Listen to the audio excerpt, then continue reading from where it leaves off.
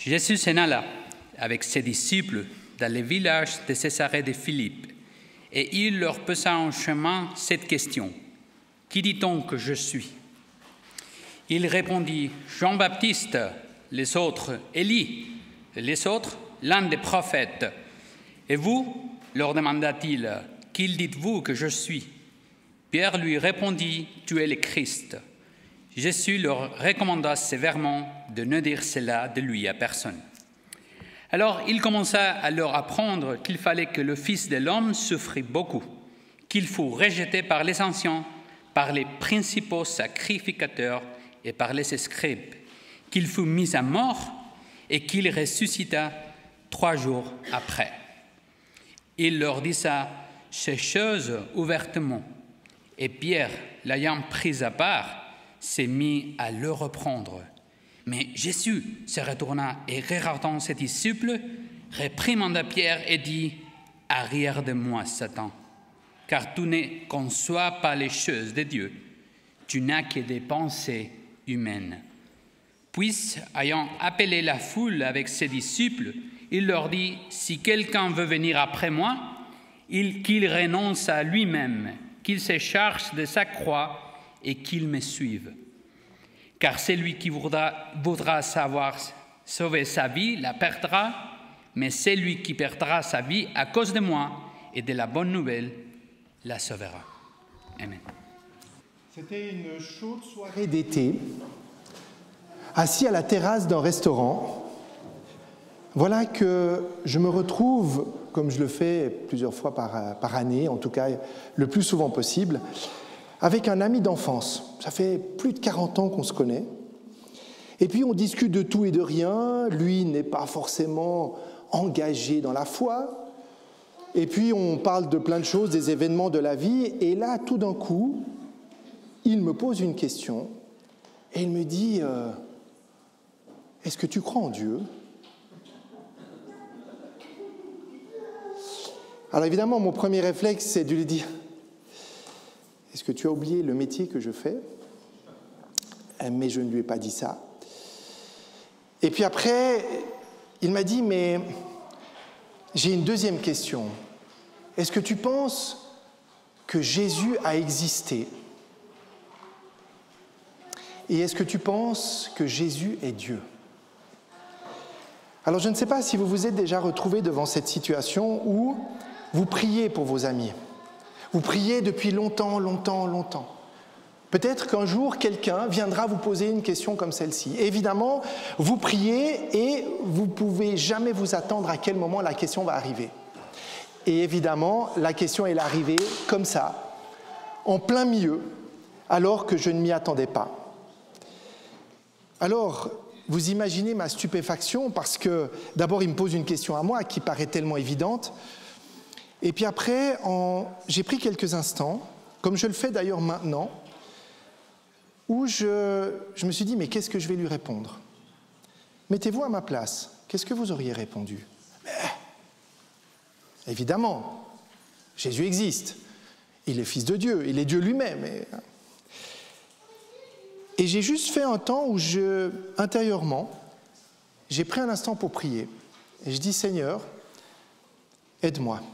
Trouve les mots, parce que j'ai en face de moi un ami de 40 ans, quelqu'un qui m'est très proche, très cher.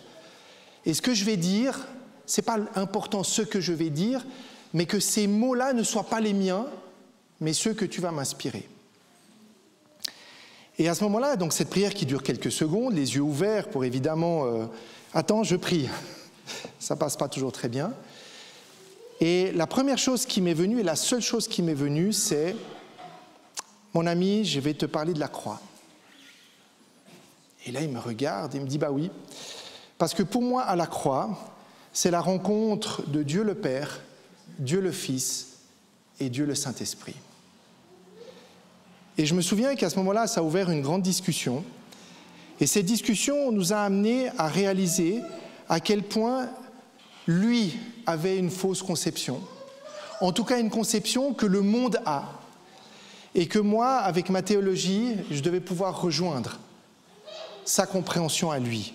Non pas parce que j'en savais plus que lui, mais parce que je crois que quand on a cheminé avec le Seigneur, on est là pour partager ce qu'il veut que l'on partage. Et entrer dans le mystère de la croix, mes amis, c'est un sujet excessivement vaste et délicat. Et je mesure à quel point tout ce que je vais partager avec vous maintenant est délicat, difficile, technique, mais tellement puissant. Il n'y a pas de mots pour décrire exactement le concept de la croix. Léo a été d'accord de nous prêter cette croix aujourd'hui. Et j'aimerais vraiment cheminer avec vous un tout petit peu dans les réflexions que j'ai faites ces derniers temps au sujet de la croix. Parce que depuis cette rencontre avec cet ami, moi ça m'a bouleversé de voir que finalement le Seigneur nous confie à nous, pauvres êtres humains avec notre limitation, d'expliquer un mystère si grand. C'est quoi la croix? Et en plus, quand Jésus me demande de porter ma croix, alors là, ça devient mission impossible. Et ce n'est pas pour rien ce matin que, et je remercie Jonathan, de nous avoir lu ce texte que l'on trouve dans Marc 8. Alors vous allez me dire, oui, mais ça on a déjà étudié à l'école du sabbat, certes. Mais je ne me souviens pas qu'on ait pris beaucoup de temps pour expliquer ce que signifiait porter sa croix. En général, cette petite bout de phrase, on passe comme chat sur braise, parce qu'on ne sait pas trop. Mais qu'est-ce qu'on fait de ça? Oui, porter sa croix, etc. Oui, on sait ce que c'est. Je ne suis pas sûr qu'on sache. En tout cas, moi, je ne suis pas sûr que je savais. Et je ne suis pas sûr encore que je comprenne toute la dimension, mais j'aimerais, encore une fois avec vous, essayer d'entrer dans ce mystère, de l'approcher du bout des lèvres ou du bout des pieds, en enlevant les chaussures si je pouvais, parce que la terre sur laquelle je suis en train de rentrer avec vous, elle est sainte. Parce que parler de la croix, c'est entrer dans le mystère de l'amour puissant de Dieu. Parce que parler de la croix, c'est rentrer dans la dimension incompréhensible du sacrifice incompréhensible, puissant que Dieu a fait pour moi et pour chacun d'entre nous. Et je crois que Marc, si on reprend ce chapitre 8, nous amène de manière incroyable à comprendre quelque part ce qu'est le mystère de cette croix. Prenez le texte avec moi. Vous le connaissez, on l'a déjà tous étudié à l'école du sabbat, donc ce texte-là, vous l'avez relu récemment. Dans le chapitre 8, Jésus commence par la multiplication des pains. Là, il va faire un miracle devant 4000 hommes, sans compter les femmes et les enfants. Et les disciples avaient oublié les pains. Et ils ne comprennent pas pourquoi il avait déjà fait un miracle, il en refait un, et les disciples ne comprennent pas que quelque part ce miracle, comment Jésus va expliquer ce miracle? Je ne vais pas revenir dessus. Jésus va leur dire, donc vous ne comprenez pas parce que vous avez le cœur endurci. Chapitre 8, verset 18. Êtes-vous encore sans intelligence et ne comprenez-vous pas? Avez-vous le cœur endurci? Alors même quand on lit l'explication, oui, 7 et 12, ok, 7 et 12, oui, merci Seigneur Jésus, j'ai rien compris. Pourquoi tu nous dis ça? Pourquoi est-ce que je devrais comprendre ce 12 et ce 7? Et alors à ce moment-là, Marc, qui a intentionnellement écrit son texte, parce que je suis convaincu que Marc, c'est exactement là où il veut nous amener. Il a construit l'évangile avec un plan précis qui lui a été inspiré. Et là vient la question juste au verset 21, 7, Jésus dit 12, il dit 7, et Jésus leur dit, ne comprenez-vous pas encore? Non, Seigneur Jésus, j'ai toujours rien compris. Et là, le texte nous dit, ils se rendent à Bethsaïda, Jésus rencontre un aveugle, et puis cet aveugle, Jésus va lui imposer les mains et va lui demander s'il voit. Et là, la réponse de l'homme, il dit, j'aperçois des hommes, mais j'en vois comme des arbres et qui marchent. Donc c'est des ombres. Donc l'homme, la guérison n'a pas fonctionné du premier coup. Jésus, là, il a un peu foiré quand même, hein, c'est pas vrai. Jésus lui mit de nouveau les mains sur les yeux, et quand l'aveugle regarde, il fut guéri, et il vit tout distinctement. Alors on pourrait se poser la question, on l'avait étudié d'ailleurs, pourquoi est-ce que Jésus fait 2 fois l'acte de guérison? Parce qu'au premier coup ça n'a pas marché? Pas sûr. Parce qu'il fallait que l'homme ait une double guérison? Non, parce que ça veut dire que la puissance de la grâce devrait s'appliquer plusieurs fois pour être efficace. Je ne crois pas. C'est que si cette histoire vient ici, c'est parce que Jésus veut montrer quelque chose non seulement à l'homme, mais aussi à ses disciples qui le suivent. Parfois, notre compréhension, elle est progressive. Parfois, je comprends quelque chose et ensuite je pense que j'ai tout compris. Non, Seigneur Jésus, attends, tu as besoin d'une deuxième guérison. Tu as besoin d'un deuxième acte de ma part pour comprendre à ce moment-là ce que je veux te dire. Et j'aime croire ici que lorsque cet homme a ouvert les yeux, la première chose qu'il a vue distinctement, c'est qui? C'est Jésus. Et il l'a vu distinctement. Il n'a pas vu une ombre, il a vu le Christ lui-même. Et il a compris. Et à ce moment-là, voilà que Jésus s'en va avec ses disciples, ils vont à César de Philippe, et Jésus, bon an, mal an, comme ça, leur pose une question banale. Qui dit-on que je suis? Alors évidemment, les uns disent, voilà, tu es Élie, les autres que tu es Jean-Baptiste, les autres que tu es un prophète. Et là, Pierre, magnifique, va dire, tu es le Christ. Extraordinaire. Révélation puissante. Et la première chose que Jésus va dire à Pierre, en tout cas chez Marc, au lieu de lui dire « Bravo, c'est magnifique ce que tu as dit, tu as une révélation extraordinaire », il va lui dire « Surtout, ne le dites à personne ». Là encore, je ne comprends pas. Il fait la guerre, il y a les miracles des pains. Il pose une question auquel les disciples ne savent pas répondre. Nous non plus. Ensuite, il y a la deuxième guérison. Pas sûr que là on comprenne pourquoi il en faut 2. Et ensuite, il y a de qui dit-on que je suis? Pierre répond ça et il ne faut surtout pas le dire. Et c'est là que vient le passage qui nous intéresse aujourd'hui. Et le texte commence par « alors ». Le « alors » indique que tout ce qui a été dit avant vient maintenant être soit expliqué, soit complété. Il commença à leur apprendre qu'il fallait que le Fils de l'homme souffre beaucoup. Imaginez-vous les disciples. Ils ont vu un homme puissant qui fait des guérisons. Ils ont vu des choses extraordinaires de la part de Jésus. Voilà qu'il a fait la guérison de cet homme. Voilà que Pierre vient de lui dire « Mais tu es le Christ, tu es le Messie, tu es loin, et l'apostrophe OINT de Dieu. » Et là, boum, patatras, Jésus va leur dire que le Fils de l'homme, c'est-à-dire le « je » de Jésus, doit souffrir, qu'il va être rejeté, qu'il va être mis à mort. Et Jésus leur parlait ouvertement. Alors là, Pierre, qu'est-ce qu'il fait? Il reprend Jésus et il va lui dire, mais le texte que Jonathan nous a lu dit, il réprimande, Pierre va reprendre Jésus et il va lui dire, mais tu peux pas dire ça. C'est pas possible. Toi, tu ne peux pas mourir, tu ne peux pas souffrir, tu ne peux pas être rejeté. Et là, Jésus va lui dire cette phrase que l'on connaît tous, « Arrière de moi, Satan, car tu ne conçois pas les choses selon Dieu, mais selon tes pensées humaines. » Voilà que ici, Pierre va nous montrer, à travers le cheminement, tout le mystère de l'humanité de Jésus et la divinité de Jésus. Jésus, il est homme, mais il est Dieu. Il est celui qui va aller à la croix pour mourir, mais il est aussi celui qui fait des miracles. Voilà que Pierre, qui au moment où il va dire « tu es le Christ », va franchir une étape extraordinaire.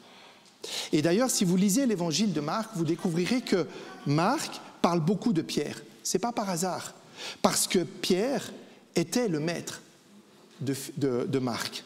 Pierre et Paul ont été les instructeurs de Marc. Donc forcément que Marc, quand il écrit, il regarde le modèle humain qu'il a reçu, c'est celui de Pierre. Et à travers le regard de Pierre, c'est-à-dire à travers notre regard à nous, eh bien, Marc va montrer l'évolution de Pierre. Pierre, entre celui qui a été appelé par le Christ au bord de la mer pour faire de lui un pêcheur d'hommes, jusqu'au moment où dans les actes, on verra que Pierre sera celui qui va galvaniser les foules avec des milliers de personnes qui vont se convertir. Eh bien, Pierre va vivre un certain nombre d'étapes. Et j'ai presque envie de dire que Pierre n'est pas devenu Pierre en un jour. Il a mis peut-être des années à le devenir.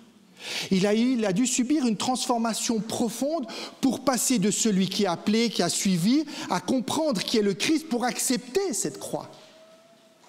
Parce que Pierre ne pouvait pas comprendre cette croix. Pierre ne pouvait pas admettre cette croix. Elle était abominable, cette croix. Elle est signe de la plus infâme chose qu'un être humain de l'époque pouvait subir. Voilà que Pierre se regimbe. Voilà que Pierre remet à la place Jésus parce que finalement, ce n'est pas qu'il lui fait une leçon de morale. Pierre n'est pas en train de dire à Jésus théologiquement, ce que tu dis là, ce n'est pas très juste. Non, ce n'est pas possible. Par contre, Pierre va réagir avec les tripes. Il va dire à Jésus, tu ne peux pas mourir sur cette croix. Tu ne peux pas mourir sur cette croix. Ce n'est pas possible. Ellen White écrit dans Jésus-Christ, elle dit « Les disciples écoutaient muets de douleur et d'étonnement. Le Christ venait d'accepter la déclaration de Pierre concernant sa filiation divine. Les allusions qu'il faisait actuellement à ses souffrances et à sa mort leur paraissaient incompréhensibles. » Et j'aime beaucoup ce qu'elle dit à ce moment-là. Pierre ne put garder le silence. Il n'aimait pas voir la croix dans l'œuvre du Christ.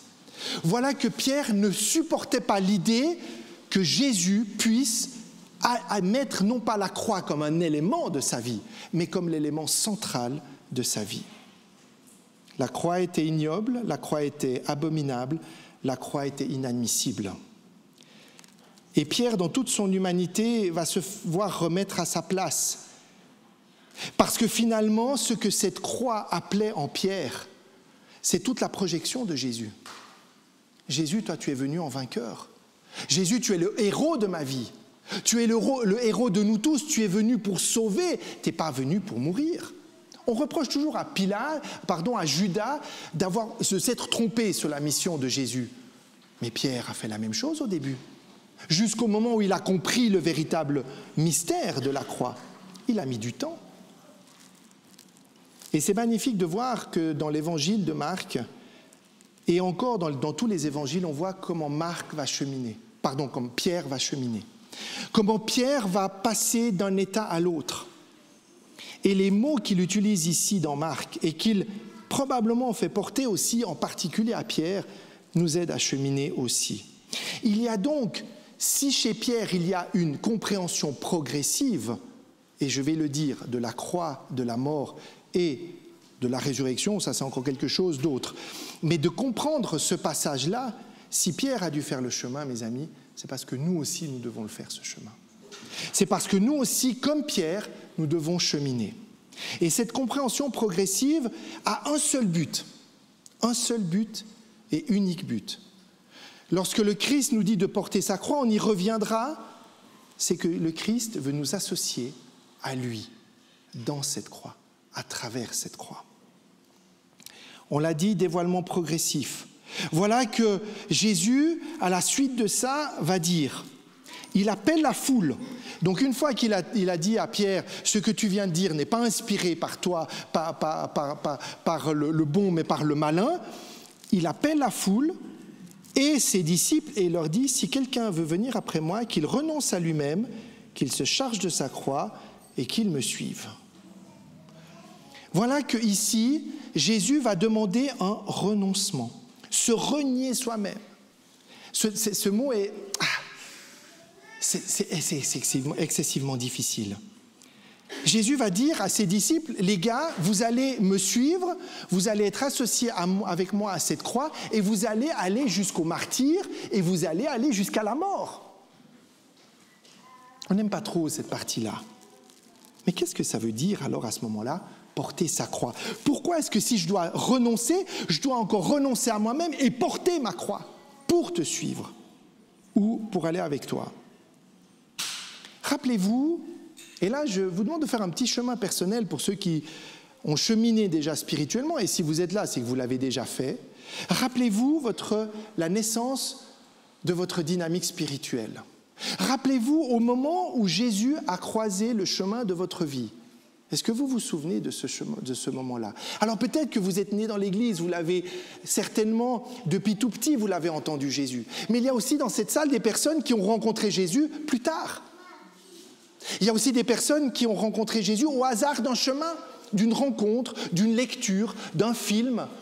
Et Jésus est venu percuter cette vie-là. Mais rappelez-vous ce moment. Au moment où vous avez découvert Jésus, vous avez découvert la croix. Qu'est-ce qu'elle vous a fait, cette croix? Découvrir le Christ, c'était un moment extraordinaire. Découvrir l'amour de Jésus, c'était magnifique. Tout d'un coup, ma vie prenait un sens. C'est un moment d'illumination, c'est un moment de joie intense. Et à ce moment-là, après ce moment d'euphorie, souvent, qui dure parfois un certain temps, on a l'impression qu'on est sur un petit nuage, vient le moment où la croix commence à me parler à moi. Ah, mais si toi, Jésus, t'es mort sur la croix pour mes péchés. Mais c'est quoi mes péchés? C'est quoi? Qu'est-ce que tu dois corriger dans ma vie? Et souvent, cette deuxième étape, elle est difficile. Parce que dans cette étape-là, eh bien, la croix va venir dans ma vie mettre à jour ce qui fait obstacle à ma relation à Dieu. Ce moment est un peu plus dépressif, parce que c'est brutal. On a passé de l'euphorie de la rencontre à la chute en disant finalement, mais Seigneur, moi je ne vaux rien. Parce que dans ma vie, je réalise qu'il y a ça qui ne va pas, ça qui ne va pas, ça qui ne va pas. Et à un moment donné, je crie à Dieu et je dis, mais Seigneur, tu m'as fait découvrir cet amour, et tout d'un coup là, tu me montres que, je ne suis pas grand-chose, parce que je suis la somme de tout ce que je ne voudrais pas être. Et cette conscience-là nous fait crier à Dieu en disant « C'est trop lourd pour moi, Seigneur.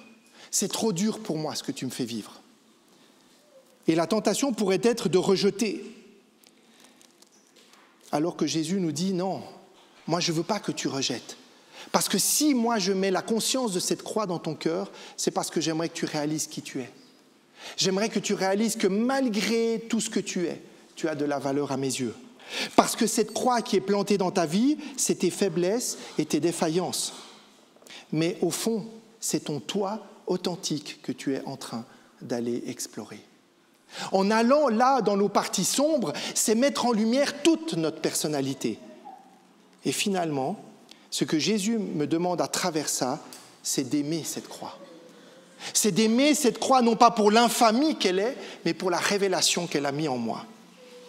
Alors oui, ce moment aussi où le Christ me dit « Apprends de moi parce que mon joug et mon fardeau sont légers. Ce que je te donne à réaliser est beaucoup plus léger que ce que tu ne crois parce que je suis avec toi. » Alors je dois renoncer à moi-même. Je dois descendre de mon piédestal pour accepter que Christ soit le centre de ma vie. Et là, il me demande, une fois que j'ai renoncé à ça, une fois que j'ai découvert finalement qui j'étais, il me demande, une fois que j'ai compris sa croix, il me demande de porter la mienne. Sa croix, c'est le sacrifice d'amour. Mais sa croix, c'est aussi l'effet boomerang de ma défaillance. Et une fois que j'ai compris ça, il me dit, prends ta croix.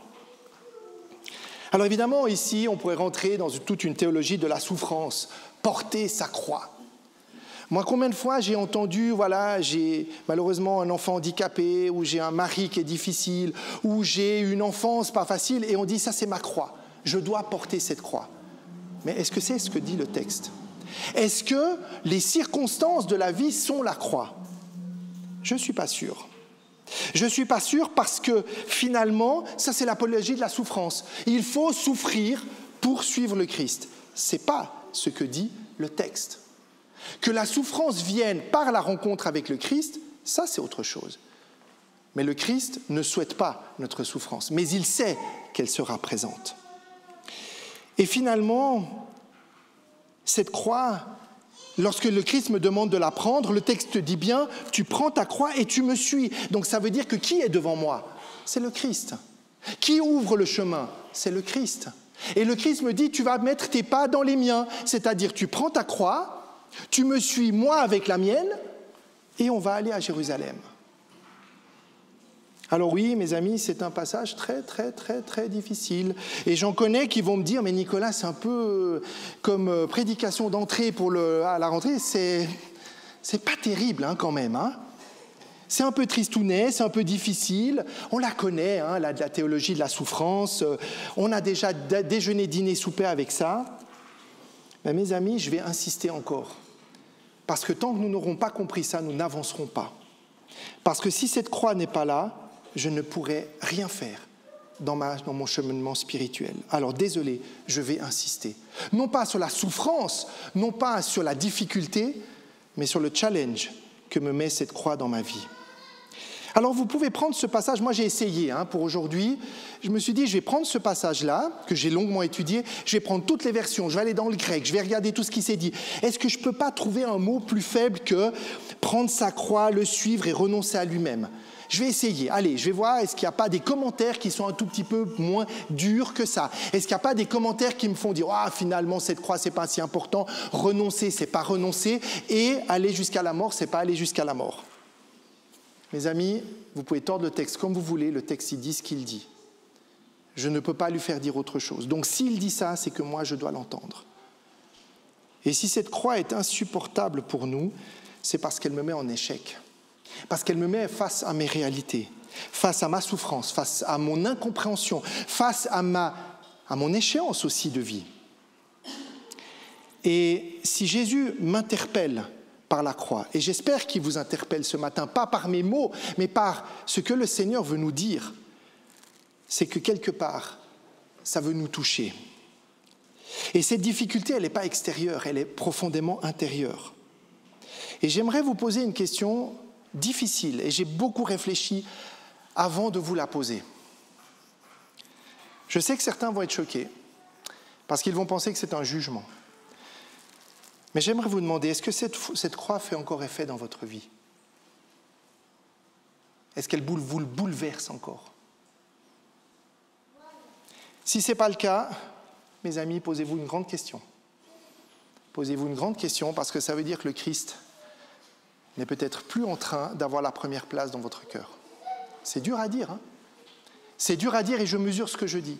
Parce que si cette croix n'est pas bouleversante pour nous, ça veut dire qu'on s'est habitué. Ça veut dire que finalement, on s'est tellement habitué qu'on l'a tellement relativisée qu'elle ne va même plus nous toucher. Ça veut dire que finalement, le monde a pris le dessus sur la parole de Dieu. Alors n'y voyez pas un jugement, mes amis, mais y voyez une interpellation personnelle. Parce que lorsque le Christ chemine avec nous, c'est des baffes spirituelles qu'il nous donne. Et cette baffe, moi, il me l'a donnée il n'y a pas si longtemps, il m'a rappelé. Et cette croix, elle te fait quoi, toi ?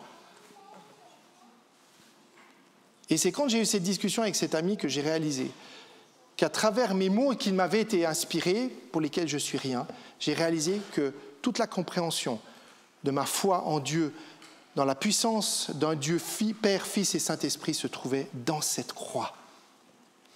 Alors concrètement, mes amis, je laisse à chacun y répondre à cette question. Mais j'aimerais concrètement avancer avec vous pour savoir ce que ça veut dire porter cette croix.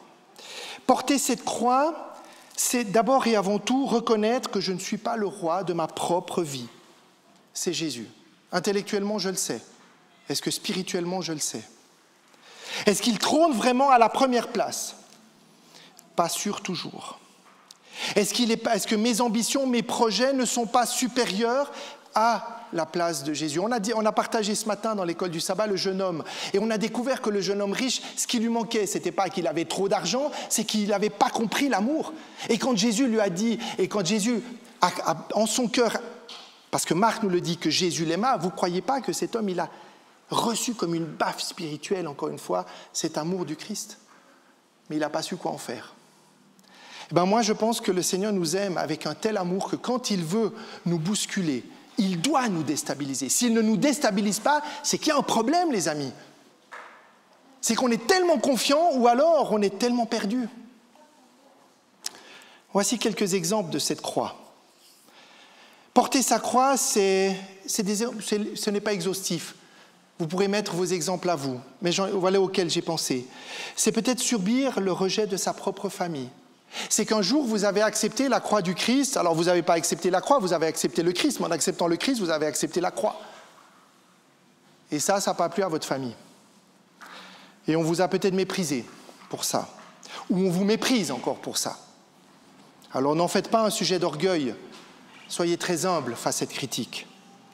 Porter sa croix, c'est aussi accepter d'être regardé comme un gars ou une femme un peu bizarre, arriéré, parce qu'on s'attache à un truc qui a plus de 2000 ans. C'est témoigner de la vérité de l'Évangile et défendre des valeurs non négociables de la vie, de la famille et de l'amour. Porter sa croix, c'est accepter d'être une minorité dans nos convictions éthiques, et aussi dans le domaine de la sexualité. C'est accepter de ne jamais être populaire. C'est accepter parfois d'être mal jugé. Porter sa croix, c'est aussi accepter de ne pas vivre le niveau de vie que j'aurais pu avoir autrement. Peut-être de gagner un peu moins d'argent, peut-être de ne pas vivre dans le plus bel des endroits. Porter sa croix, c'est aussi accepter de dire non à des choses qui peuvent être bonnes et légitimes, comme un divertissement ou autre. Pas parce que le divertissement n'est pas bon, mais parce que finalement le temps que je vais y mettre va m'empêcher de faire autre chose. Et peut-être que le temps que je pourrais aussi pour prendre soin des autres et de moi-même. Prendre sa croix et suivre Jésus, c'est aussi accepter peut-être d'entrer dans une lutte quotidienne contre le péché, pour rejeter ce qui déplaît à Dieu, ce qui me plaît à moi, mais ce qui déplaît à Dieu. Et je pense que nos combats personnels, ils peuvent être de tout ordre, émotionnels, spirituels, dans le domaine de la sexualité, de l'intimité, de la relation aux autres. Prendre sa croix, c'est soutenir avec ardeur le combat spirituel contre nos faiblesses. Mais prendre la croix et suivre le Christ, c'est aussi accepter de prendre la forme du serviteur de l'autre, comme Jésus, et marcher vers la mort de notre égocentrisme. Ellen White écrit « Il faut que le chrétien se rappelle toujours qu'il s'est consacré à Dieu et que son caractère doit révéler le Christ au monde. Le sacrifice de soi-même, la sympathie, l'amour qui se sont manifestés dans la vie du Christ doivent réapparaître dans la vie de l'ouvrier de Dieu. » Mais porter sa croix, c'est aussi savoir reconnaître humblement ma condition de créature devant Dieu. Une créature aimée, mais une créature quand même. Prendre sa croix, c'est rester disponible à Dieu et nous laisser surprendre encore et encore par lui. Moi, j'aime quand Dieu me surprend. J'aime quand il me met ces petites claques spirituelles ou ces grosses claques spirituelles pour me rappeler que... Alors, je sais que le mot claque, ça passe pas, si vous voulez. Prenez-le, mettez le mot que vous voulez. Mais lorsqu'il vient me bousculer dans ma vie et qu'il vient me dire « Mais Nicolas, regarde où tu es. Là, tu n'es plus en train de marcher avec moi. Là, tu n'es plus en train de me suivre. Là, tu es en train de suivre ce que tu veux, ton ambition, ce que tu as envie de faire de ta vie, mais tu ne me suis pas. » C'est aussi prendre sa croix, c'est aussi accepter les épreuves, petites et grandes de notre vie, le deuil, la maladie, la division dans nos familles, en nous abandonnant avec confiance dans la volonté avec Dieu. Alors je sais qu'en disant ça, c'est insupportable à entendre. Parce que la souffrance, la maladie et la mort, qui sont omniprésentes, et je sais qu'il y a des gens qui souffrent aujourd'hui. Et quand on leur dit « mais Dieu t'aime », oui, ça me fait une belle jambe, mais j'aimerais ressentir cet amour. C'est comme si Jésus nous disait « je n'ai rien d'autre à t'offrir que ce que je t'ai déjà offert, et je te demande de me suivre ». Oui, c'est difficile et c'est inacceptable. C'est aussi, finalement, au bout du compte, prendre cette croix, c'est accepter qui je suis. C'est accepter l'amour que Dieu a pour moi, mais c'est aussi accepter qui je suis pour me laisser transformer. Alors mes amis, je vous pose une question. Est-ce que la croix change quelque chose dans votre vie? Si vous me dites non, prenez du temps pour réfléchir. Et si vous me dites oui, vous allez me dire dans certains aspects de ma vie. Moi, j'ai envie de vous dire, mes amis, la croix, ça change tout dans notre vie. De notre premier jour de vie jusqu'à notre dernier jour de vie. Parce que la croix, c'est notre cheminement. Parce que la croix, c'est l'expérience du Christ vécue pour moi que je vais comprendre et que je vais accepter à suivre. Mais alors, quelle perspective! Et c'est là que c'est magnifique, parce que si la croix est vécue comme une souffrance seulement, vous allez me dire, alors c'est bien, alors les chrétiens, comme c'était vu d'ailleurs il y a 2000 ans, c'est une bande d'illuminés masochistes. Ah, ils aiment se flageller, ils aiment la croix, ça fait mal, on y va. Non, c'est pas ça, mes amis. Et je pense que vous m'avez compris. Parce que suivre Jésus, c'est pourtant ce qu'il y a de meilleur et je crois que tout le monde sera d'accord avec moi. Et Matthieu et Luc et Marc le disent la même chose. En effet, celui qui voudra sauver sa vie la perdra, mais celui qui la perdra à cause de moi la retrouvera. Que servira-t-il à un homme de gagner le monde entier s'il perd son âme? Et que pourra donner un homme en échange de son âme? Et ici, perdre son âme, c'est se perdre soi-même. Il en va donc de ma vie, mes amis. La croix devient donc plus qu'un combat externe, un combat interne. Parce que la croix, c'est la réconciliation avec moi, avec Dieu et avec les autres. Parce que la croix, c'est cette union qui se réalise dans la prière. Parce que la croix représente l'enjeu de toute cette unité intérieure, de toute cette réconciliation. Et finalement, lorsque Jésus me demande de prendre cette croix avec lui, il me demande de faire exactement comme lui. Alors moi, je ne vais pas mourir crucifié sur une croix, enfin, j'espère pas. Mais par contre, le chemin, je dois le faire avec lui. Et je sais que je ne suis pas seul. Et que si je veux porter ma croix tout seul, Jésus va me dire, bah, écoute mon gars, là, tu t'es encore une fois trompé, parce que ce n'est pas ce que je te demande. Parce que la croix, c'est moi qui la porte avec toi. Et tu l'as fait avec moi, derrière moi, sur les pas que j'ouvre. C'est vrai que porter cette croix, c'est difficile, c'est décourageant.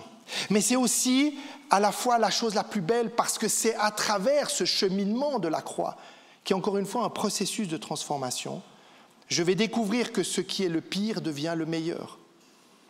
Et Marc, d'ailleurs, à la fin de Marc 8, et c'est magnifique, il va leur dire... Il leur dit encore, je vous le dis en vérité, et c'est le chapitre 9 au verset 1er. Certains font finir le chapitre 8 au chapitre 9, verset 1. Et je suis d'accord avec eux. Il leur dit, je vous le dis en vérité, quelques-uns de ceux qui sont ici ne mourront point, qu'ils n'aient vu le royaume de Dieu venir avec puissance. Mes amis, si je ne peux pas voir le royaume venir si je n'ai pas mis la croix dans ma vie, si je n'ai pas suivi cette croix, si je n'ai pas sacrifié en moi tout ce qui doit l'être. Alors mes amis, ce matin, est-ce que cette croix est plantée dans vos cœurs et dans le mien? Est-ce que nous qui sommes chrétiens et qui sommes tellement fiers de cette croix, je voyais un frère ce matin qui la portait fièrement autour du cou, j'ai dit Amen, porte-la, célèbre-la, non pas en tant que souffrance, mais en tant que chemin. Est-ce que cette croix, ce n'est pas aussi accepter notre identité qui est restaurée et bénie en Jésus? Et qu'est-ce que ça voudrait dire renoncer à cette croix? Si renoncer à cette croix, c'est renoncer à ma vie, moi je ne peux pas. Je ne peux pas, mes amis, ce matin. Et ce que j'aimerais, et vraiment pour moi et pour chacune et chacun d'entre nous aujourd'hui, c'est que nous puissions prendre cette croix et le suivre. C'est peut-être perdre le monde pour maintenant, mais c'est sauver mon âme, c'est sauver qui je suis. C'est donner à mon existence finalement la couleur que Jésus veut qu'elle ait.